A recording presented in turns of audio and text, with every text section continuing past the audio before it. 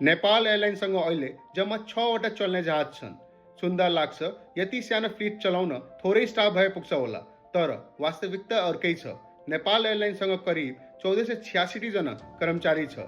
आर्थिक वर्ष 2079-80 नेपाल एयरलाइन्सले लगभग 123 करोड रुपियाँ तलबमा खर्च गर्यो र 41 करोड भन्दा बढीको घाटा रिपोर्ट गरेको छ।